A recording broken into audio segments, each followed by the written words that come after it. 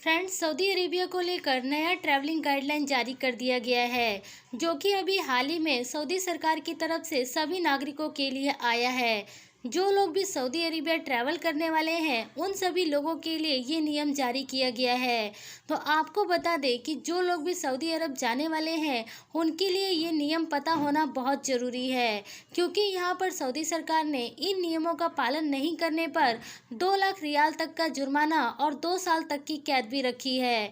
तो फ्रेंड्स, यदि आप सऊदी अरेबिया ट्रैवल करने वाले हैं, तो ये सारे नियम आपको पता होने चाहिए, जो अभी हम आपको इस वीडियो में बताने वाले हैं। यहाँ पर सबसे पहले बताया गया है कि यदि आपके पास टूरिस्ट वीज़ा है और आप सऊदी के नागरिक नहीं हैं, तो आप इस समय सऊदी अरेबिया में ट्रैवल नहीं कर सकते।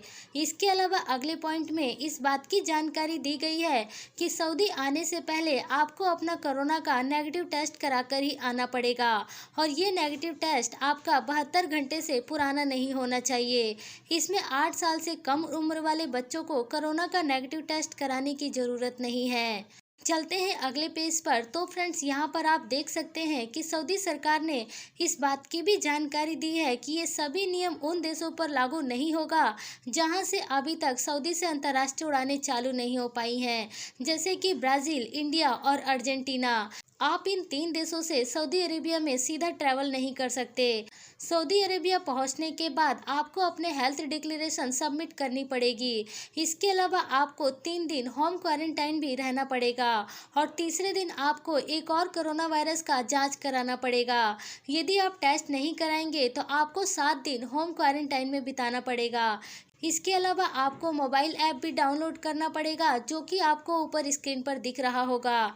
चलते हैं अगले पेज पर। तो फ्रेंड्स, यहाँ पर आपको अपना होम लोकेशन इस ऐप में ऐड करना पड़ेगा। इसके अलावा यदि आपको किसी भी तरीके का कोई सिम्टम आता है, तो आप 937 नंबर पर कॉल कर सकते हैं। आपको अपना डेली हेल्थ असेसमेंट इसी ऐप में ही करना पड़ेगा। सभी पैसेंजर्स को अपना होम क्वारंटाइन उसी तरीके से पूरा करना पड़ेगा जैसे कि उन्होंने हेल्थ डिक्लेरेशन में सबमिट किया हुआ है।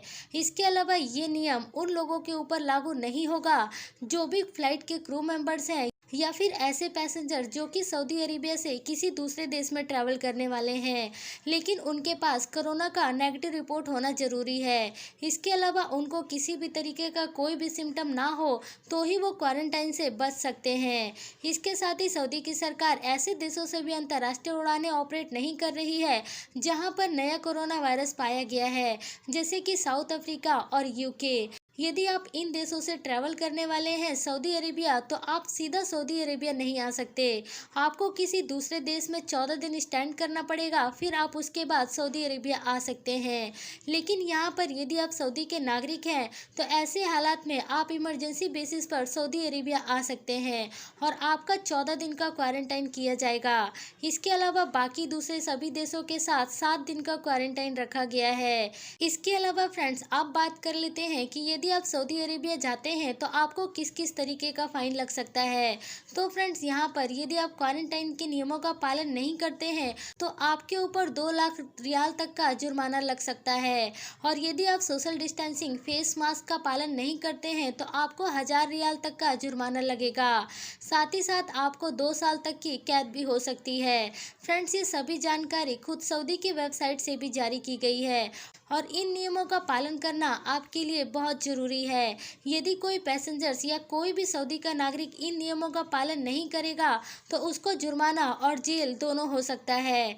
आप इस वीडियो को दूसरे लोगों तक ज़रूर शेयर करें, ताकि सबको इन नियमों के बारे में पता लग सके।